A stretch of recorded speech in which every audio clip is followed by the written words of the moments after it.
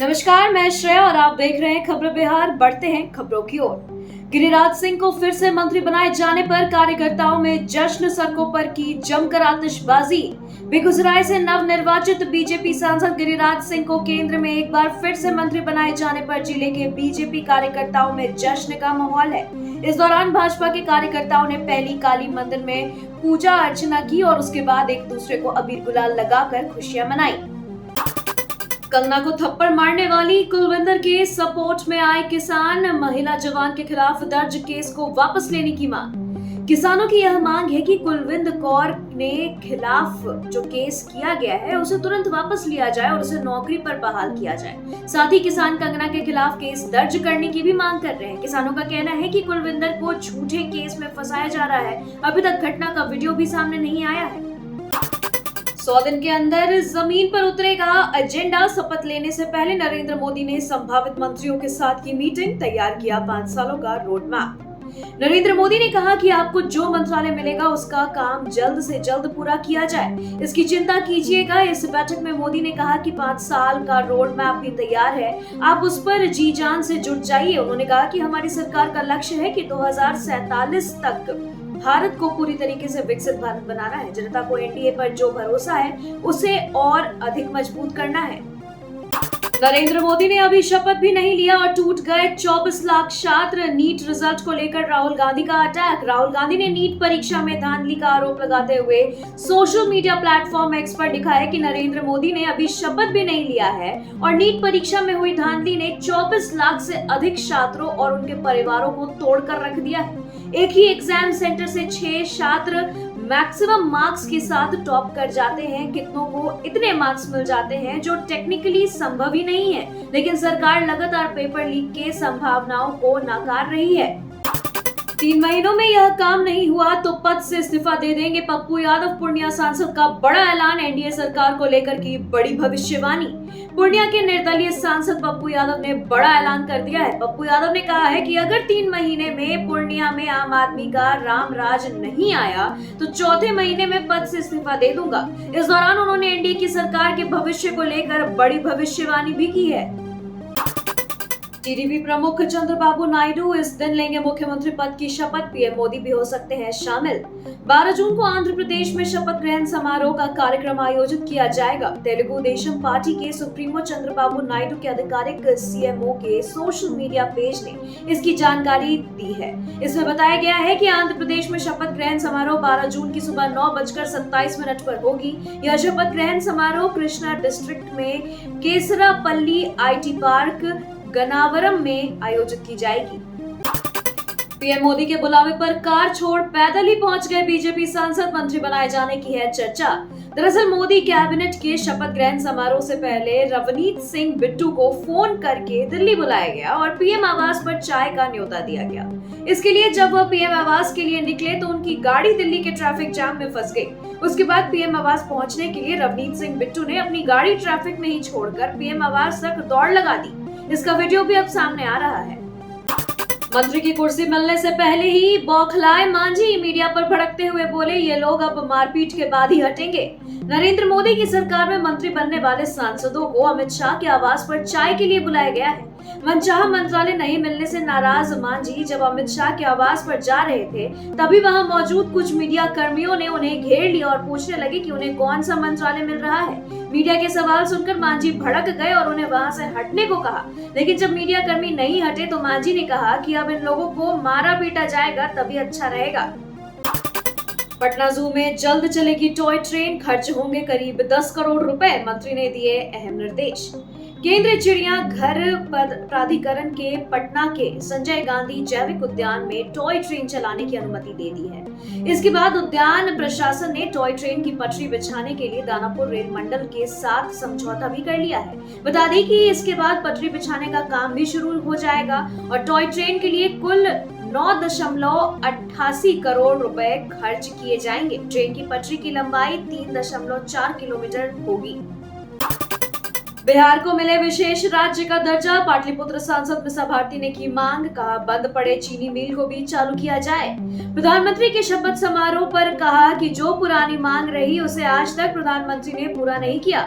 नरेंद्र मोदी को अच्छा मौका मिला है, उन्हें इस बार बिहार की मांगों को पूरा करना चाहिए। वहीं मुख्यमंत्री नीतीश कुमार को भी उनके समक्ष अपनी मांग रखनी चाहिए। बिहार को विशेष राज्य का दर्जा मिले और जो चीनी मिल बंद है उसे चालू करवाने का काम करें। बिहार में 2024 में हो सकता है विधानसभा चुनाव, मुकेश सहनी का दावा।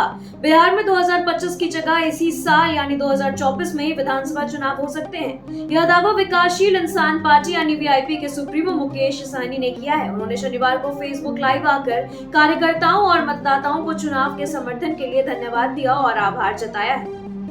तीसरी बार मोदी सरकार, नरेंद्र मोदी ने ली प्रधानमंत्री पद की शपथ। नरेंद्र मोदी ने रविवार की शाम तीसरी बार प्रधानमंत्री पद की शपथ ली है। पीएम मोदी के बाद राजनाथ सिंह ने मंत्री पद की शपथ ली। वहीं अमित शाह, नितिन गडकरी, जेपी नड्डा, शिवराज सिंह चौहान, निर्मला सीतारमण, डॉक्टर सुब्रमण्यम जयशंकर, मनोहर लाल खट्टर ने कैबिनेट मंत्री पद की शपथ ली है। बिहार में बेपटरी हुई मालगाड़ी, इस रूट पर ट्रेनों का परिचालन बाधित। छपरा जंक्शन पर हुए इस हादसे के बाद इस रूट पर ट्रेनों का परिचालन बाधित हो गया है। घटना की जानकारी मिलने के बाद मौके पर टेक्निकल टीम पहुंची है और मालगाड़ी को पटरी पर लाने की कोशिश की जा रही है। रेल प्रशासन परिचालन सामान्य कराने की कोशिश में जुटा हुआ है। दानापुर इंटरसिटी के इंजन में लटका हुआ मिला शव, यात्रियों में मचा हड़कंप। भागलपुर से एक सनसनीखेज खबर सामने आ रही है, जहां train number 13235 up Sahebganj Danapur intercity के इंजन में लटकता हुआ एक व्यक्ति का शव भागलपुर स्टेशन पहुंच गया। यह देखते ही स्टेशन पर हड़कंप मच गया। उसके बाद राजकीय रेल पुलिस और रेलवे सुरक्षा बल ने शव को इंजन से हुक से निकाल करके उसे पोस्टमार्टम के लिए भेज दिया है। मृतक की उम्र 60 से 65 वर्ष के बीच बताई जा रही है। बालू लदे ट्रैक्टर ने बिहार पुलिस के सिपाही को कुचला, मौके पर हुई मौत। औरंगाबाद में दिल दहला देने वाली घटना सामने आई है। दाऊदनगर पटना NH 139 स्थित शमशेर नगर से खैरा रोड में ट्रैक्टर को पकड़ने का प्रयास कर रहे बिहार पुलिस के सिपाही को ट्रैक्टर चालक ने कुचलकर मार डाला है। बता दें कि मृतक की पहचान आरा जिला के सरैया थाना के कुदरिया निवासी दीपक कुमार के रूप में की गई है। दरभंगा घराने के पद्मश्री राजकुमार मलिक का निधन, हार्ट अटैक से हुई मौत। दरभंगा घराने के पद्मश्री पंडित राजकुमार मलिक का निधन पैतृक ग्राम आपदा में हृदय गति रुक जाने से हो गया है। वे पंडित विदुर मलिक के बेटे और शिष्य थे। पंडित जी देश विदेश के प्रतिष्ठित मंचों पर अपनी गायकी का लोहा मनवाया था। बता दें कि कई सम्मानों से वे अलंकृत थे। वर्ष 2024 में इनको पद्मश्री अलंकरण मिला है। बिहार में भीषण गर्मी का प्रकोप, लू लगने से औरंगाबाद में 2 लोगों की मौत। औरंगाबाद जिले के कड़े तो यहां हीट स्ट्रोक से 2 लोगों की मौत हो गई है।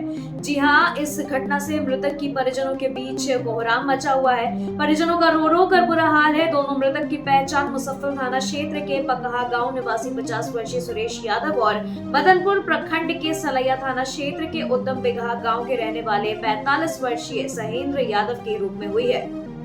पहली बार केंद्रीय मंत्री बने जेडीयू सांसद ललन सिंह, राष्ट्रपति द्रौपदी मुर्मू ने दिलाई शपथ। राष्ट्रपति भवन में आयोजित शपथ ग्रहण समारोह में बिहार के मुंगेर से नवनिर्वाचित जेडीयू सांसद राजीव रंजन सिंह उर्फ ललन सिंह पहली बार केंद्रीय मंत्री बने हैं। राष्ट्रपति द्रौपदी मुर्मू ने ललन सिंह को नरेंद्र मोदी कैबिनेट के मंत्री के रूप में शपथ दिलाई है।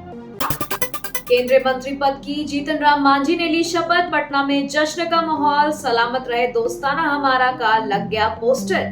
जीतन राम मांझी को केंद्रीय मंत्री बनाए जाने पर कार्यकर्ताओं ने बधाई दी है। पीएम मोदी के साथ जीतन राम मांझी की फोटो लगा बैनर लेकर हम कार्यकर्ता पटना की सड़कों पर दिखे। बैनर में सलामत रहे दोस्ताना हमारा लिखा गया है। नरेंद्र मोदी की तीसरी बार प्रधानमंत्री बनने पर नालंदा में एनडीए नेताओं ने मनाई खुशी, मिठाई खिलाकर एक दूसरे को दी बधाई। बिहार शरीफ के सकून तकला सामुदायिक भवन के पास भाजपा कार्यकर्ता ने नरेंद्र मोदी की तीसरी बार प्रधानमंत्री बनने पर मोहल्ले वासियों के बीच अबीर गुलाल लगाकर एक दूसरे को मिठाई खिलाकर बधाई दी है। इस मौके पर भाजपा महानगर अध्यक्ष नीरज कुमार डब्ल्यू ने कहा कि आज बहुत ही खुशी का दिन है कि एनडीए गठबंधन की सरकार में नरेंद्र मोदी तीसरी बार प्रधानमंत्री की शपथ ले रहे हैं। एसजीपीजीआई लखनऊ में नर्सिंग ऑफिसर, स्टेनोग्राफर समेत कई पदों पर सरकारी नौकरी का मौका, जल्द करें अप्लाई।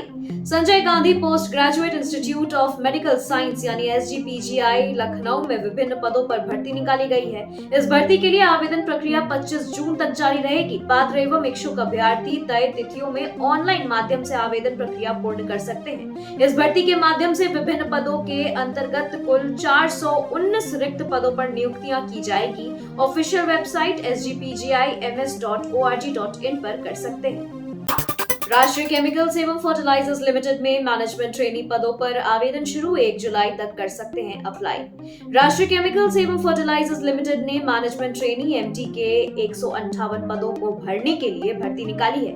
इस भर्ती में शामिल होने के लिए अभ्यर्थी निर्धारित अंतिम तिथि 1 जुलाई तक या इससे पहले ऑनलाइन माध्यम से फॉर्म भर सकते हैं। एप्लीकेशन फॉर्म भरने के साथ जनरल, ओबीसी एवं ईडब्ल्यूएस के अभ्यर्थी शुल्क अवश्य जमा करें, तभी आपका फॉर्म स्वीकार होगा। ऑफिशियल वेबसाइट बता दें www.rcfltd.com पर जाकर कर सकते हैं। उत्तर प्रदेश में पंचायत सहायक के पदों पर बम्पर भर्ती का ऐलान, आवेदन 15 जून से होंगे शुरू। यूपी के ग्राम पंचायतों में सहायक अकाउंटेंट, डाटा एंट्री ऑपरेटर के 4821 रिक्त पदों पर भर्ती निकाली गई है। इस भर्ती के लिए ऑफलाइन एप्लीकेशन प्रोसेस 15 जून से शुरू हो जाएगी। इस भर्ती के लिए पात्रता रखने वाले इच्छुक अभ्यर्थी 30 जून तक ऑफलाइन माध्यम से एप्लीकेशन फॉर्म स्वयं या रजिस्टर्ड डाक के माध्यम से निर्धारित पते पर जमा कर सकते हैं। बीएसएफ, एएसआई एवं हेड कांस्टेबल मिनिस्ट्रियल के पदों के लिए आवेदन शुरू। सीमा सुरक्षा बल यानी बीएसएफ में असिस्टेंट सब इंस्पेक्टर यानी एएसआई, स्टेनोग्राफर एवं हेड कांस्टेबल के 1526 रिक्त पदों पर भर्ती निकाली गई है, जिसके लिए आवेदन प्रक्रिया 9 जून से शुरू होकर 8 जुलाई 2024 तक जारी रहेगी। जो भी अभ्यर्थी भारतीय सुरक्षा बल में शामिल होना चाहते हैं, वे तय तिथियों में केवल ऑनलाइन माध्यम से फॉर्म भर सकते हैं। एप्लीकेशन केवल ऑनलाइन माध्यम से बीएसएफ जो ऑफिशियल वेबसाइट rectt.bsf.gov.in पर जाकर भरा जा सकता है। सेंट्रल बैंक ऑफ इंडिया में 3000 अप्रेंटिस पदों के लिए आवेदन पुनः हुए स्टार्ट, 17 जून तक कर सकते हैं apply. Central bank of India की ओर से अप्रेंटिसशिप भर्ती के लिए आवेदन प्रक्रिया शुरू कर दी गई है। जो भी अभ्यर्थी पहले तिथियों में आवेदन नहीं कर सके थे, वे अब 17 जून तक फॉर्म भर सकते हैं। पहले से आवेदन कर चुके अभ्यर्थियों को दोबारा आवेदन की जरूरत नहीं है। इस भर्ती के लिए परीक्षा का आयोजन 23 जून 2024 को करवाया जाएगा, संभावित बताया जा रहा है ये समय। और आपको बता दें कि ऑफिशियल वेबसाइट nats.education.gov.in पर जाकर आप फॉर्म भर सकते हैं। खबरों के सिलसिलों में फिलहाल इतना ही। बने रहे खबरें बिहार के साथ। नमस्कार।